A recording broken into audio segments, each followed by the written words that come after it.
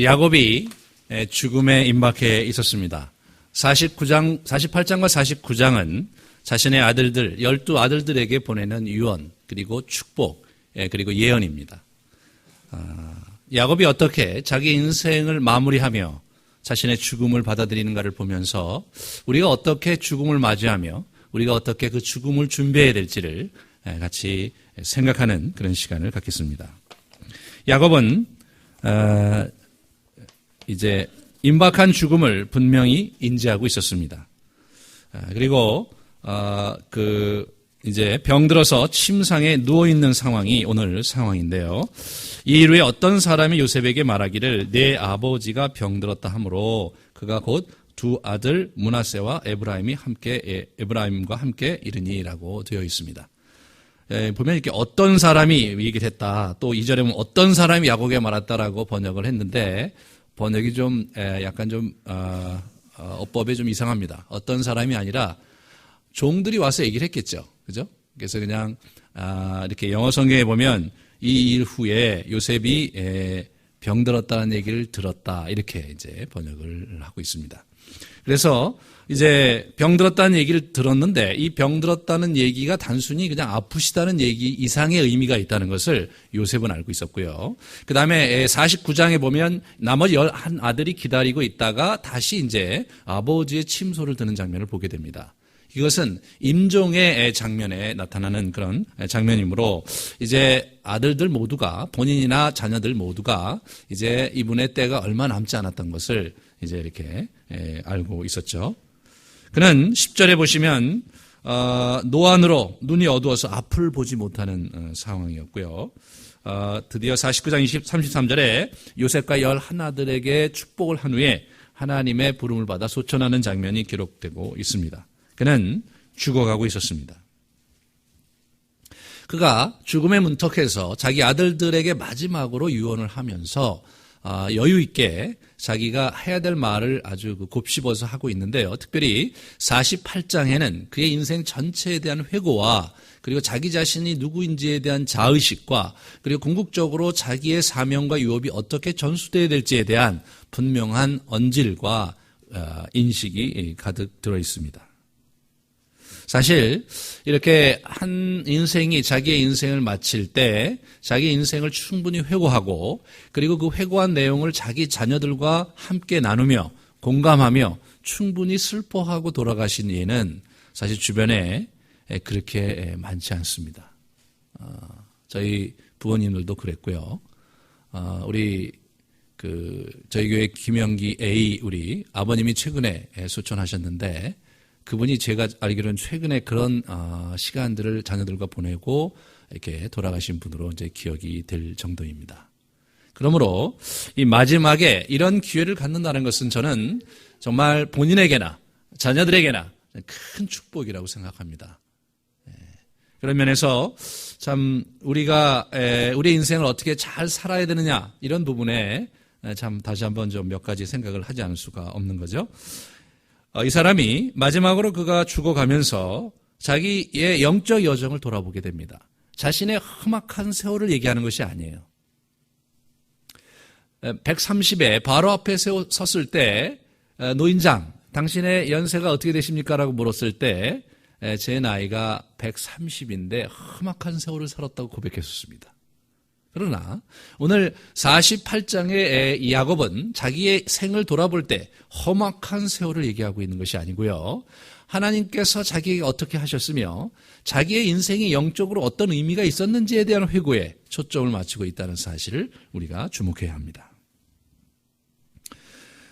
우리 오늘 본문 앞에 있는 47장 29절에 보면 우리 아브라함의 종에게 맹세했던 그런 모습대로 요셉에게 자기의 허벅지 사이로 손을 넣고 자기를 여기에 매장하지 말고 막벨라 자기 할아버지가 만들어 놓은 선산에 자기를 묻어달라고 간청하는 장면이 보입니다. 아브라함이 과거에 자기의 종을 자기 이삭의 배필을 구하게 하기 위하여 하란으로 보낼 때 이렇게 하셨던 그러한 맹세의 태도입니다. 이 장면이 다른 데서 기록이 안 되고 있다가 여기서 기록이 되고 있는 거죠.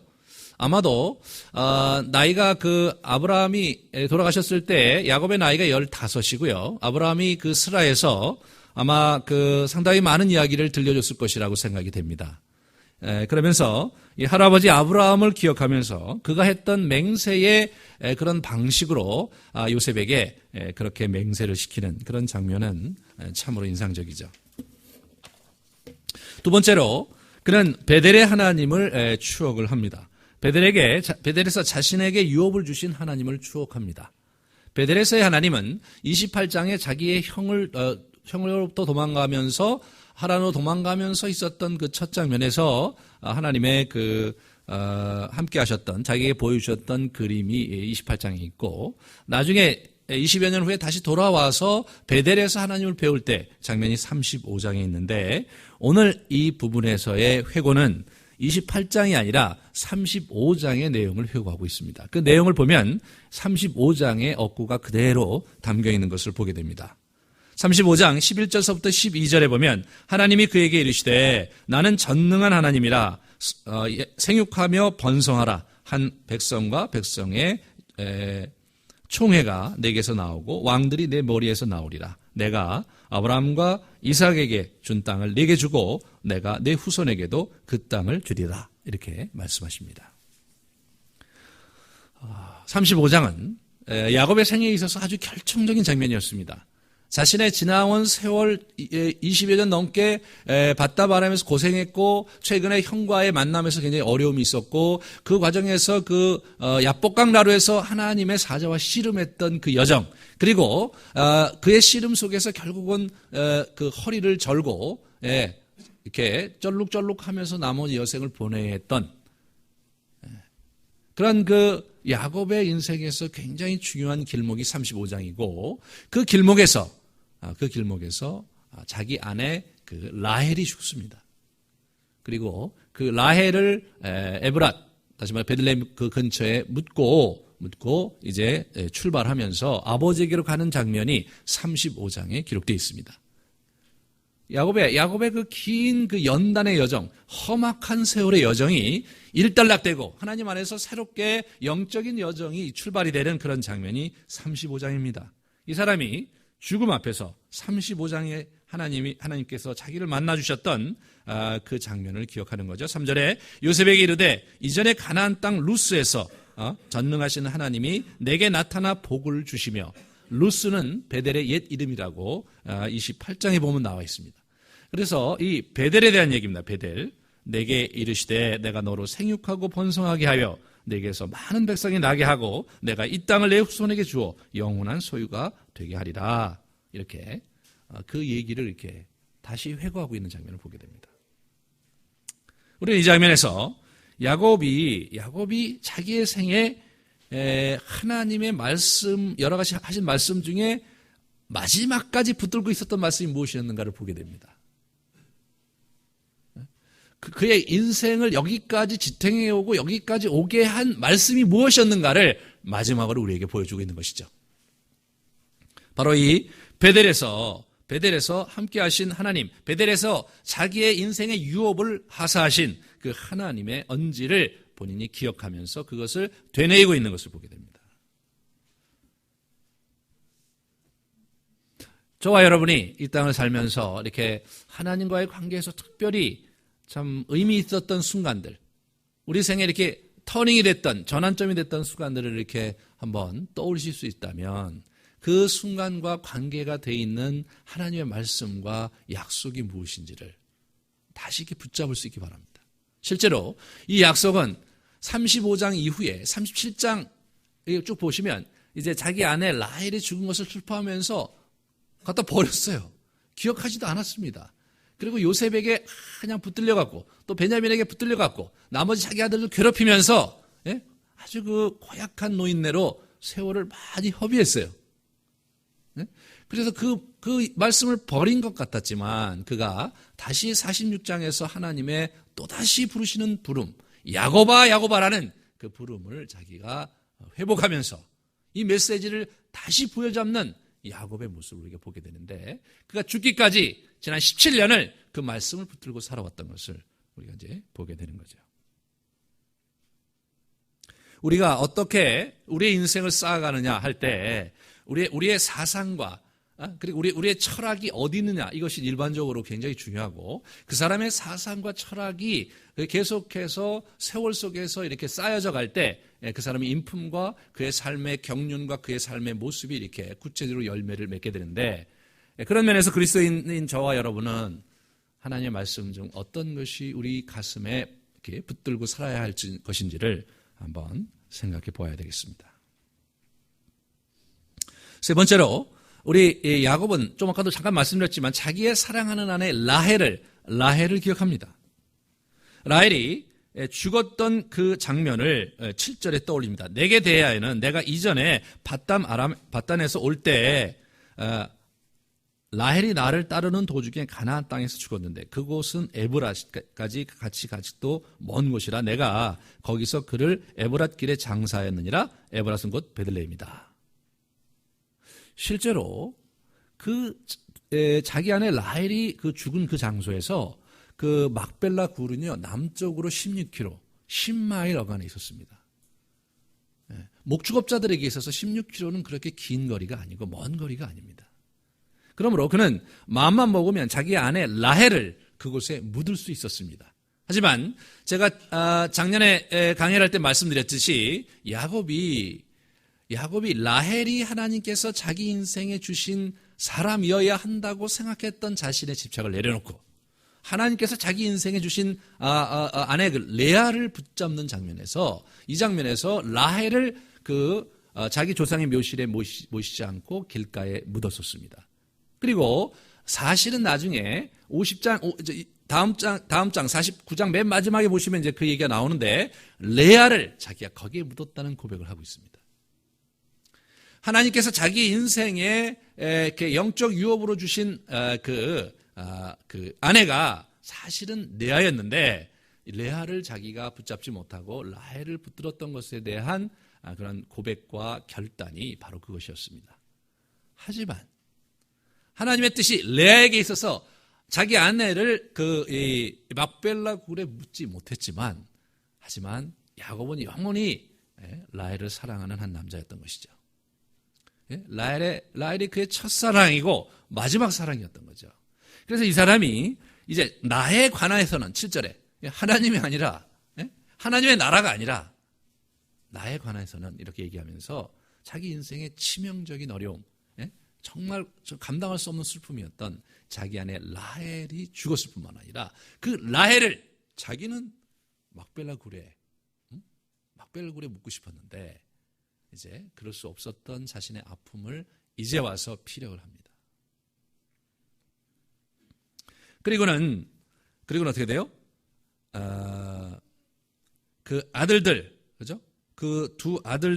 요셉의 두 아들들을 자기의 양자로 삼겠다. 그렇게 얘기를 하고 있는 거죠.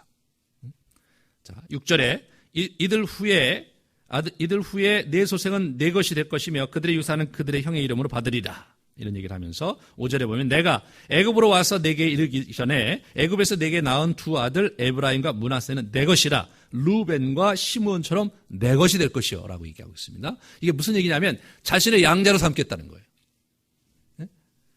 그러니까 요셉이라는 이름이 뭔지 아세요? 모아예요. 좀 더예요. 라헬이 자기 자기 언니 레아가 아이를 굉장히 많이 낳습니다. 자기는 하나도 못 낳았어요. 그러다가 정말로 간구해서 30장에 보면 요셉을 얻은 건데 요셉의 이름이 뭐냐면 이거 갖고 안 된다. 더 달라. 그게 이제 요셉의 이름이거든요. 이분이요. 지금 무슨 생각을 하고 있냐면 그 요셉의 이름을 누가 지었냐면 라헬이 지은 거예요. 지금 라헬을 기리고 있는 거예요. 이게 라헬의 그 요청 더 달라. 그래서 요셉을 쪼개서 두 아들을 라헬의 아들로 이렇게 딱 입적을 시켜버리는 법적으로 그렇게 하는 겁니다. 그리고 나중에 이제 뒤에 보시면 22절에 보시면 내가 내게 내 형제보다 내 세겜을 더 주었나니 이는 내가 내 칼과 활로 아모리 족속의 손에서 빼앗은 것이다. 그 세겜에서 이 사람이 은을 주고 땅을 사요. 세겜에 그 땅을 너한테 주겠다 얘기하는 거예요. 그러니까 자녀들은 아니라 너한테만 덤으로 주겠다. 요셉이 요셉 되게 하겠다 이거예요. 그건 누구의 유언이냐? 이 야곱에게 있어서는 자기 아내 라헬의 유언처럼. 그래서 라헬을 기억하면서 라헬을 기리면서 이렇게 아들을 두 아들을 이렇게 두는 거죠. 그래서 실제로 야곱의 야곱의 두 아들이 이제 그 요셉이라는 것은 없어지고요. 에브라임과 므낫세로 이렇게 쭉 이제 그 역사에 쭉 나옵니다. 그래서 우리 장자가 이제 요셉이 되는 장면이죠. 자, 아비 이삭을 또 기립니다. 오늘 본문이요. 아주 재미난 것은 27장에 자기 아버지를 속일 때의 장면하고 참 비슷해요. 그때 자기 아버지가 뭐냐면 눈이 어두웠거든요. 눈이 어두웠습니다. 그리고 이제 자기가 이제 에서에게 별미를 가지고 축복하려고 하는 것을 자기 어머니 리브가와 속여서 이 아버지가 어떻게 되냐면 자기가 원하지 않게 둘째 아들 야곱에게 축복을 하고 에서에게는 야곱보다 못한 축복을 하는 장면, 그런 장면이 27장인데 오늘 장면이 그대로 이렇게 재현되는 걸 보게 돼요. 그래서 눈이 어두워졌다는 얘기가 10장에 이스라엘의 눈이 나이로 말미암아 어두워졌다 이거죠. 그래서 두 아들을 이제 끌어내는데요. 이렇게 보세요. 13절에 보면 이제 요셉이 이제 두 아들을 보내는데 오른손으로는 에브라임을 이스라엘의 왼손을 향하게 하고 왼손으로는 므낫세를 이스라엘의 오른손을 향하게 하고, 이걸 아주 정교하게 기록해요. 이렇게 서로 이렇게 마주 보고 있으니까 요셉이 므낫세가 쳐다드리거든요. 그러니까 므낫세를 어떻게 되냐면 아버지의 오른편에 있게 하고 싶은 거예요. 그러니까 어떻게 됩니까? 자기의 왼편 손으로 밀어서 아버지의 오른편에 갖다 놓고요. 둘째 아들 에브라임은 자기의 오른편에 해갖고 아버지의 왼손에 갖다 놓습니다. 그래서 오른쪽이 이제 축복이 더 이렇게 오른손으로 하는 축복, 오른손으로 하는 힘과 능력과 권능과 권세를 뜻하는 거거든요, 오른손이. 그래서 그 오른손의 축복을 큰아들에게 주려고 한 거예요. 근데 아버지가요, 이렇게 한 거예요, 이렇게. 이걸 이렇게 해갖고. 그러니까 이제 우리 누굽니까? 요셉이 그게 기쁘지 않았죠. 여기 보시면 17절에 요셉이 그 아버지가 오른손을 에브라임의 머리에 얹은 것을 보고 기뻐하지 아니하여 아버지의 손을 들어 에브라임의 머리에 므낫세의 머리로 옮기고자 하여. 그러니까 어떻게 돼요? 그의 아버지에게 이르되 아버지여 그리마옵소서, 이는 장자고 오른손을 그의 머리에 얹으소서라고 하니까 그의 아버지가 아니다 이렇게 얘기하면서 나도 안다 내 아들아 나도 안다. 나도 안다 내 아들아 나도 안다. 내가 알고 지금 하고 있는 거다. 참 이 장면에서 우리가 야곱이 참 꼭 그렇게 했어야 됐을까? 그렇게 했어야 됐을까 생각이 드는데요.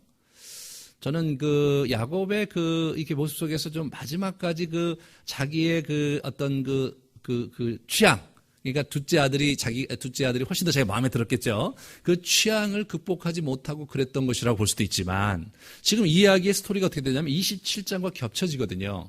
자기 아버지를 추억하면서, 비록 그때 자기가 어머니와 자기가 속여서 아버지가 자기를 축복하고 그 다음에 에서를 두 번째로 놓은 것이, 그것이 자기들의 조작이라고 생각할 수 있지만 그 너머에 하나님의 그 손길이 있었다는 것을 이 사람이 아는 거거든요. 그리고 이 사람이 이 사람 집안이 어떻게 되는가? 이 사람이 자기 형 에서를 이렇게 제치고 자기가 장자권을 차지하려고 했던 동기가 뭐냐면, 자기 할아버지 아브라함의 첫아들이 이스마엘인데 아브라함이 돌아가서 장지에 이스마엘이 오거든요. 그러면서 이삭이 둘째 아들이고 이스마엘이 첫째 아들인데 사실은 이삭이 그 집안의 장자권을 다 가져왔거든요. 그것이 이 사람에게서 굉장히 큰 영감을 준 것입니다, 사실은. 그러면서 우리 집안의 내력이 뭐냐면 첫째에서 낳기 때문에, 장자이기 때문에 그냥 자동적으로 복을 주는 것은 없는 집안이에요, 이 집안이요. 적자가 축복받는 집안이 아닌 거예요. 택자가 축복받는 집안인 거예요. 이게 하나님의 나라거든요. 적자는 뭐예요?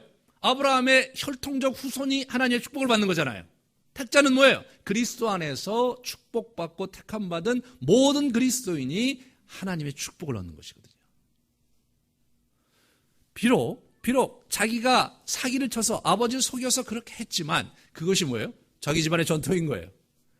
그렇게 아버지가 자기의 뜻대로 그렇게 해갖고 문제를 이렇게 자기의 불만을 샀지만 자기도 자기 아들 요셉의 불만을 사는 행동을 하고 있지만, 그죠? 거기에는 자기 나름대로 자기 아버지를 기리며 자기 나름대로 자기의 가정의 전통의 일관성을 위해서 지금 그렇게 하고 있는 것입니다. 우리 집안은 안다. 내 아들아, 나도 안다. 하지만 우리 집안은 이런 집안이다. 장자이기 때문에 그냥 첫 번째로 태어났다는 이유 하나만으로 모든 축복을 가져가는 그런 집안이 아니라 그가 하나님의 마음에 합하고 아비의 마음에 합한 자가 복을 받는 그런 집안이 우리 집안이다. 구별하는 거죠.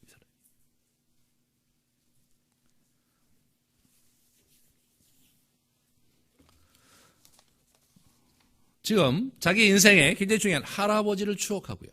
자기 아내 라헬을 추억하고 자기 아버지 이삭을 추억하며 그러면서 지금 마지막 장면을 이렇게 추억합니다. 이분 나름대로 생각하고 또 생각하고 마지막 메시지를 마지막 장면을 어떻게 연출할지를 깊게 고민한 끝에 야곱이 지금 이렇게 하는 겁니다. 충동적으로 하는 게 아니에요 지금. 그러면서 이 야곱이 여호와 하나님을 기억하며 기리고 있는 것을 보게 되죠. 그는 3절에 보시면 전능하신 하나님을 기억합니다. 전능하신 하나님. 이 전능하신 하나님, 그것은 35장에 야곱에게 처음으로 자기 자신을 전능하신 하나님으로 표현합니다.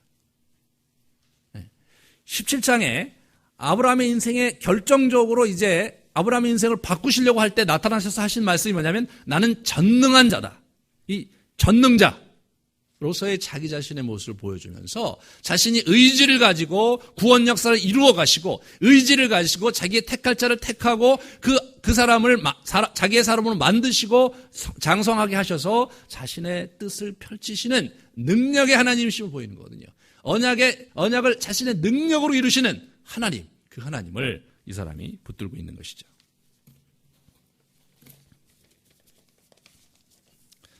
참 우리가 우리 인생에 하나님을 어떤 하나님을 만나느냐 참 중요하죠.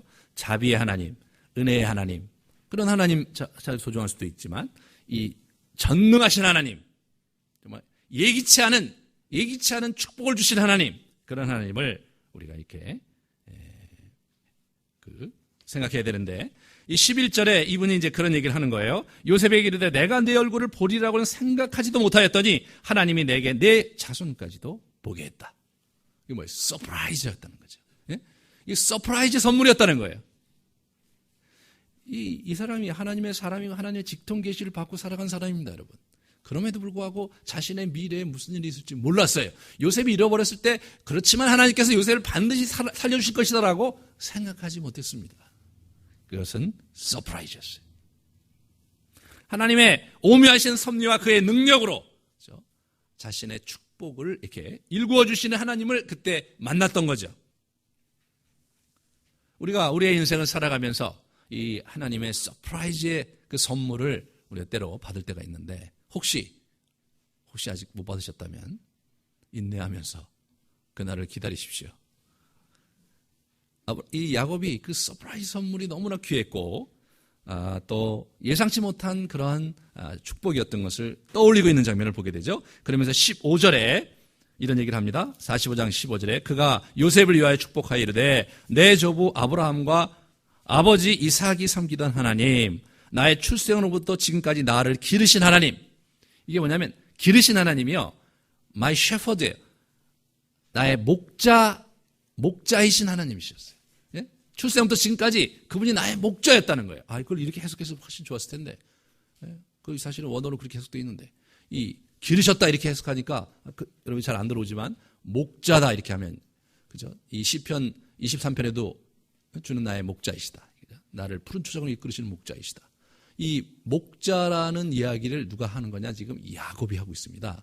하나님이 나의 목자였다는 거예요. 그 이야기의 주제가 계속 흘러가면서 예수 그리스도가 그분이 우리의 참된 목자고, 그래서 이제 거짓 목자와 달리 참된 목자는 자기 양을 위해서 죽는 목자로 계속해서 예수님이 자기 자신을 계시하십니다.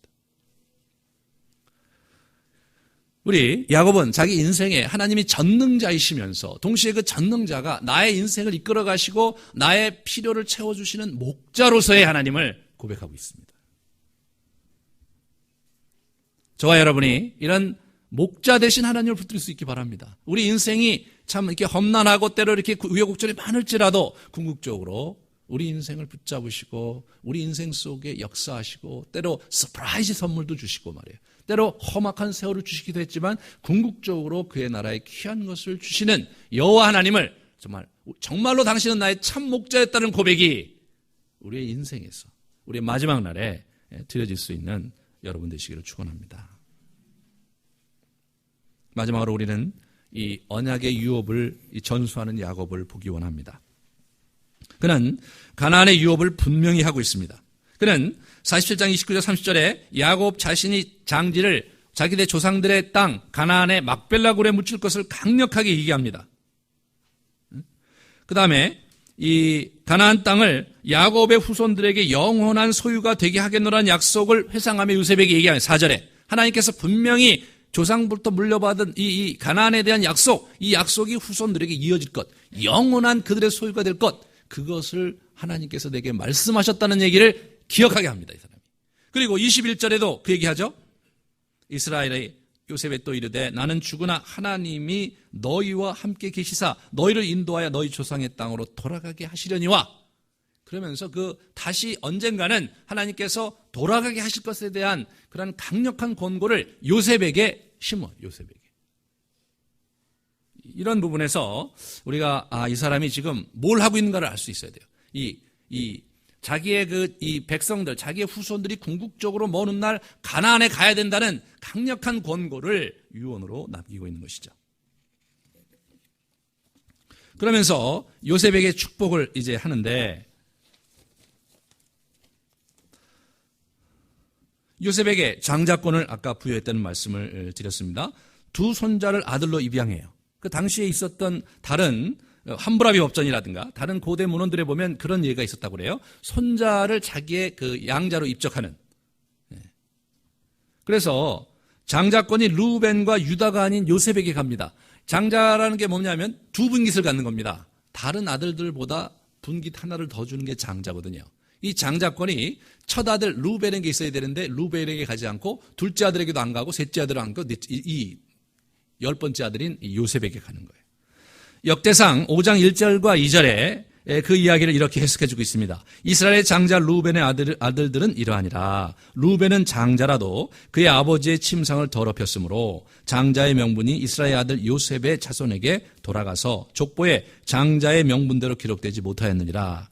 유다는 형제보다 뛰어나고 주권자가 유다에게서 났으나 장자의 명분은 요셉에게 있느니라 이렇게 나와요. 그래서 이 야곱이 장자권을 요셉에게 주는 그런 장면입니다. 이게. 그래서 여러분 이제 12지파라고 그러는데 그것이 야곱의 아들 12지파라고 나오는데 사실은 요셉 지파는 이 역사서에 보면 안 나와요. 므낫세 지파, 그다음에 에브라임 지파 2지파로 나옵니다. 실제로는 13지파예요. 13지파가 되고요. 레위 지파가 땅을 분배 못 받고 그가 이제 성전을 섬기는 그 지파가 돼서 레위 지파의 땅이 없기 때문에 12지파의 땅이 된 것이지 지파로 보면 13지파가 됩니다. 그렇게 보면서 이것이 야곱이 가졌던 열망이죠.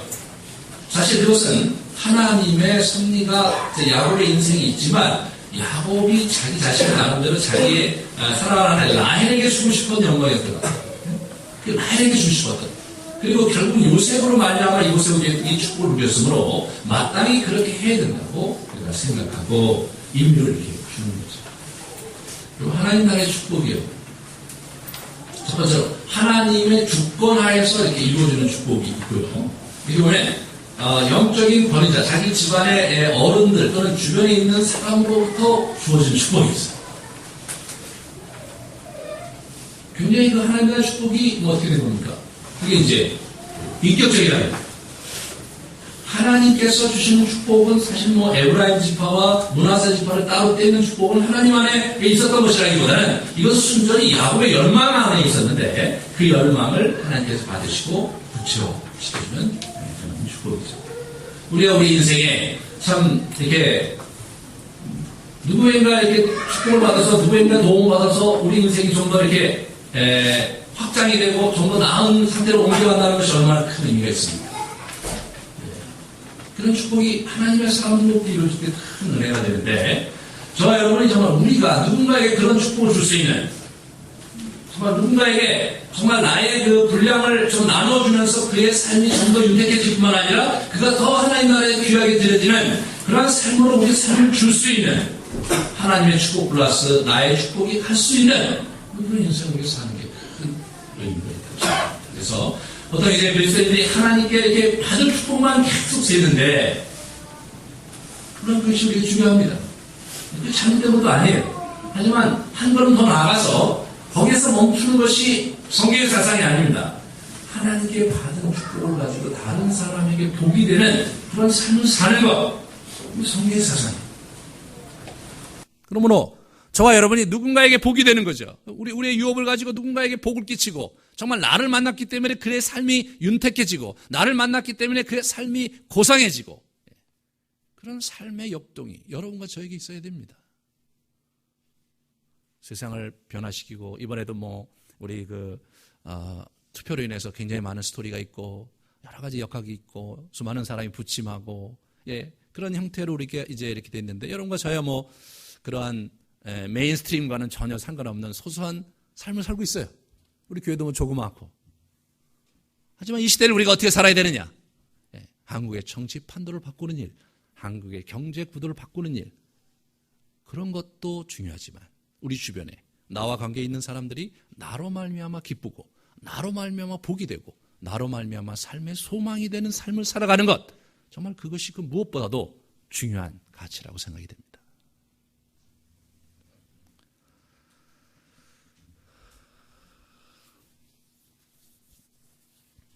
그래서 요셉의 이제 여러 가지 이렇게 가나안 땅에 자신의 후손을 이끄실 것을 이제 아까도 말씀을 드렸고요. 그리고 요셉에게 이제 축복을 이제 하는데 21절, 22절에 드디어 이제 너에게 세겜 땅을 준다. 그렇게 얘기하는데 실제로 여호수아서 24장 32절에 보면 요셉의 유골이 세겜 땅에 가서 묻힙니다. 430여 년 후에 그리고 나서 430년 후에 출애굽을 했고 40년 후에 가나안에 입성을 했으므로 그렇게 되면 어떻게 됩니까? 470년 후에 이 이야기가 요셉의 이야기가 끝나지 않고 이어져서 그의 유골이 세겜에 묻히는 거예요, 이게. 그러므로 이 이야기가 500여 년을 살아서 흘러갔다는 얘기 아닙니까, 여러분? 이게 하나님의 나라인 거예요.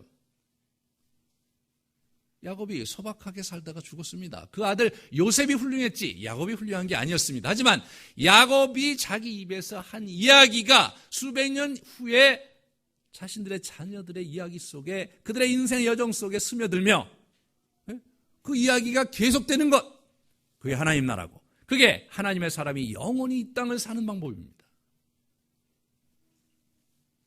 여러분과 저의 삶이 정말 소박하게 이 땅을 살다가 끝날 수 있지만 우리들이 이 땅에서 살면서 심겨놓은 씨와 우리들이 정말 이 땅에서 심혈을 기울여서 해놓은 일들이 우리의 다음 제너레이션에 그리고 그 다음 제너레이션에 그 이야기가 이어지며 그것이 하나님께 영광이 되고 정말 하나님 나라에 귀하고 복된 일이 되는 그 이야기가 흘러가게 하는 것, 저는 그것이 여러분과 저의 사명이라고 생각합니다.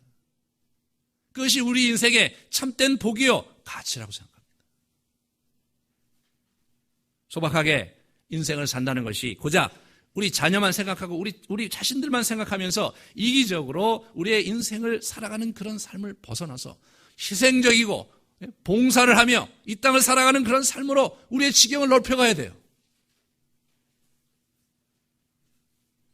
교회를 섬기는 것 하나도, 청소하는 것 하나도, 설거지하는 것 하나도 좀 불편하고 때로 짜증이 나고 힘들겠지만 그러나 그런 소박한 삶의 편린들 속에서 내가 우리 자신을 드리며 나의 이러한 소박한 섬김이 다른 사람에게 유익이 되고 힘이 되는 그런 일을 소망하면서 우리를 희생적으로 드리는 삶이 이게 성경의 사상입니다.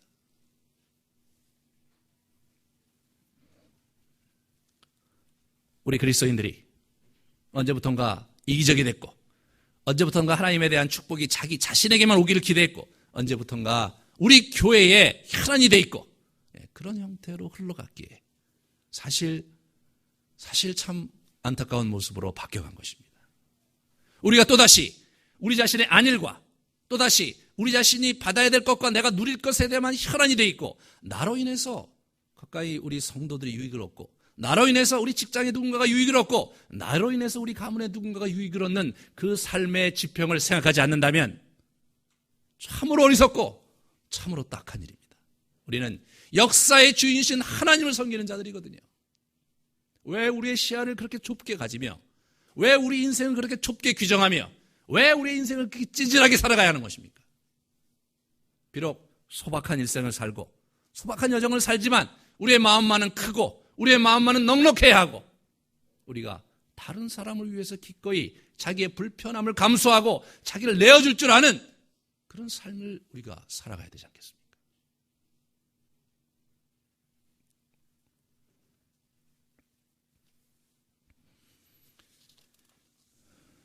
우리는 이 야곱의 신앙에서 몇 가지 좀 붙잡아야 될 것이 있습니다. 첫 번째로 야곱은 약속을 붙들고 산 사람이었습니다. 3절 4절에 하나님의 언약의 약속과 유업을 붙잡고 그가 살아왔던 것을 그의 아들에게 고백하고 있는 거죠. 요셉에게 이르되 이전에 가나안 땅 루스에서 전능하신 하나님이 내게 나타나사 복을 주시며 내게 이르시되 내가 너로 생육하고 번성하게 하여 내게서 많은 백성이 나게 하고 내가 이 땅을 내 후손에게 주어 영원한 소유가 되게 하리라. 이 커다란 이 약속 35장에서 그 약속을 부여잡았지만 그가 얻은 것은 무엇입니까? 라헬을 잃는 슬픔이었어요. 그리고 그 슬픔을 해결할 수 없어서 요셉을 붙들고 살았는데 요셉도 빼앗겼습니다. 그의 인생에 하나님의 이러한 축복의 말씀은 온데간데 없이 사라지고 무색해지고 휴지조각처럼 나들게 되는 그런 어려움에 그가 처해 있었습니다. 하지만 하나님은 신실하신 분이시고 하나님은 궁극적으로 그 약속을 이루시는 분이라는 고백을 그가 죽음 앞에 서고 있는 것입니다. 우리가 하나님께 붙들 약속이 무엇인지 그 축복의 말씀이 무엇인지 여러분이 여러분의 생애에 정말 하나님 앞에 정말로 붙들고 고백하고 기도했던 내용이 무엇인지 다시 기억하시기 바라고 그 말씀을 붙들고 다시 일어서시는 복된 여러분 되시기를 축원합니다. 두 번째로 야곱의 자기 정체감입니다. 자신의 목자로서 이끌어주신 자기 조상의 하나님을 기억하는 거예요. 하나님이 자신의 목자였다는 거예요. 여러분, 하나님이 여러분의 목자인 것을 받아들이시는지가 중요해요. 성경에 그렇게 돼 있고 목사님이 그렇게 얘기하고 있고 설교에서 그렇게 말씀하고 있는 그런 게 아니라 진정으로 그분이 나의 목자이냐 말이에요. 아니 하나님이 목자이면 내 인생이 왜 이렇게 흘러가야 되는가? 하나님의 목자이면 왜 나에게 가진 것이 없는가? 하나님이 목자이시면 내 인생이 왜 이렇게 찌그러져야 되는가? 라는 그러한 불평을 넘어서서 그럼에도 불구하고 그분이 나의 목자이심으로 내 인생에 소망을 기대할 수 있고 내 인생이 이렇게 끝나지 않을 것에 대한 확신을 얻을 수 있는 그게 뭡니까? 우리 안에 그분을 목자로 모셨다는 자의식이 있을 때 상황을 이렇게 딛고 일어설 수 있는 힘과 그죠? 상황을 긍정적으로 풀어낼 수 있는 에너지가 거기서 나오는 거죠. 내가 누구냐 이게 내가. 야곱이 자기 인생에 스며있는 언약의 사람으로서의 여정을 쭉 보게 됩니다. 하나님의 도우심과 그분이 만들어 가신 그 여정의 흔적을 자기가 보면서 요셉에게 그걸 찬찬히 얘기를 합니다. 야곱의 자의식은 어디서 왔느냐? 자기가 험악한 세월을 보냈고 자기가 엉망진창인 젊은 세월을 보냈고 자기가 정말 무너지고 자기 아들들을 괴롭혔던 세월을 보냈고 이러한 상처와 아픔의 세월 속에서 자기 정체성을 발견한 게 아닙니다. 그러함에도 불구하고 하나님이 내게 나타나셨고 내게 약속하셨고 내게 이루셨던 하나님의 그 개입과 도움의 손길을 보면서 자기가 누구인지를 붙잡는 거예요. 나는 뭐예요? 하나님이 이끌어주셨던 하나님이 나의 목자로서 내 인생을 살아왔던 그죠? 하나님의 어린 양이었다는 거죠. 하나님의 양이었다는 거예요.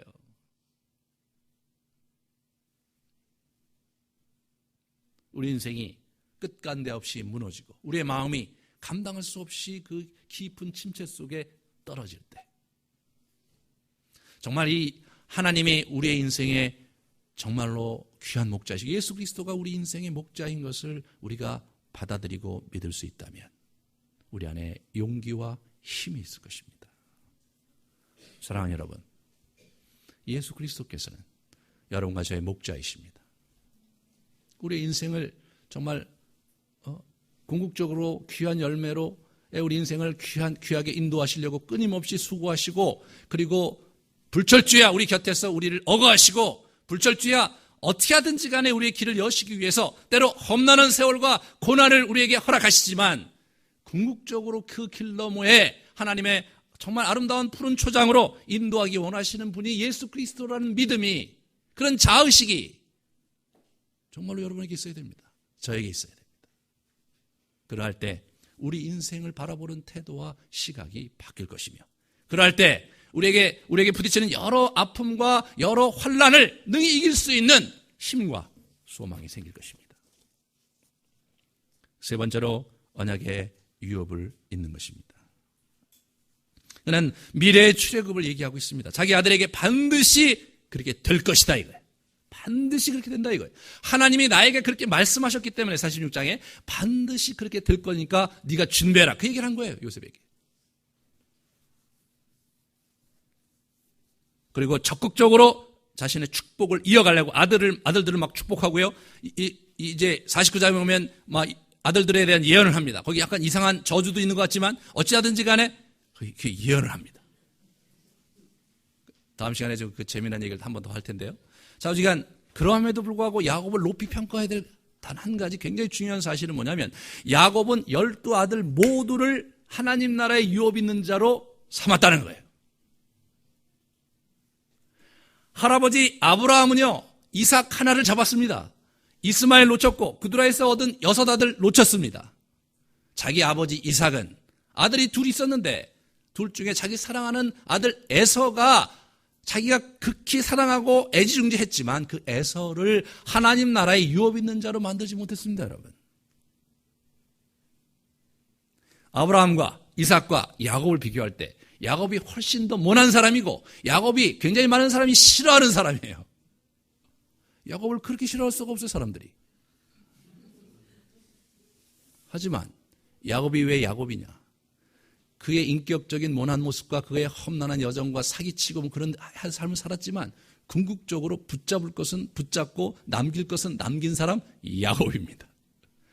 12아들을 막 상처를 주고 그냥 서로 싸우게 만들고 말이에요. 늘 분노와 시기와 질투와 말이에요. 아픔 속에 살게 했던 이 상처를 준 장본인이 야곱이지만, 그렇지만 그 아들들에게 하나님 나라의 유업을 물려준 이도 야곱입니다.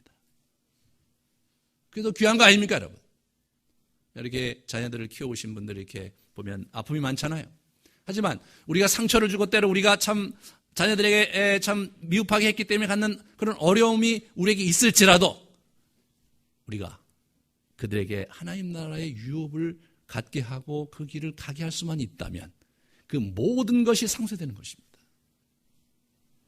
야곱은 우아하게 그리고 아주 멋진 군자의 도를 이루고 죽어간 사람이 아니었습니다. 야곱은 여전히 자기 아들에 대한 불편한 신기와, 그리고 너 이 녀석 너는 이렇게 안 될 거단 말이야. 너 이 녀석 너는 절대로 장자가 되지 못한다. 그런 얘기를 막판에 죽어가면서까지 하신 분이 야곱이에요. 그런 면에서 야곱이 참 매력적이죠. 그의 인품을 완성하지 못한 인물입니다, 여러분. 예, 그런 문제가 많고 울퉁불퉁한 놈입니다, 여러분. 하지만 그가 하나님 나라에 붙들 것은 확실히 붙든 사람입니다, 여러분. 여러분과 제가 인생을 얼마나 완성도 있게 살겠습니까, 여러분? 그 부분이 야곱이 완성도 있는 인생을 살아줬다면 그럼 여러분이 기쁘시겠습니까? 그럼 야곱을 좋아하면 행복하겠어요? 그게 중요한 게 아니란 말이에요. 야곱과 같은 인물이 인생의 완성도가 떨어지게 살아줬기 때문에 우리에게 희망이 있는 거죠. 여러분과 제가 비집고 들어갈 하나님 나라의 귀퉁이가 있는 겁니다, 여러분. 그런 의미에서 야곱을 사랑해 주셔야 돼요. 야곱이 그의 인생을 이렇게 험난하게 살고 무너진 세월을 살고 때때로 정말 자기 아들들에게 심한 상처를 주고 그렇게 모나고 문제 많은 사람이었지만, 그죠? 그가 그럼에도 불구하고 하나님 나라의 소망을 갖고 부여잡고 최선을 다해서 달려갔을 때 하나님께서 그 야곱을 이스라엘로 만드시고 축복된 이야기, 축복한 이야기, 그 창세기에 나오는 거예요. 그러면서 우리가 야곱에게 위로를 받고 소망을 얻고 하나님 앞에 굳건히 서가는 여러분 되시기를 축원합니다.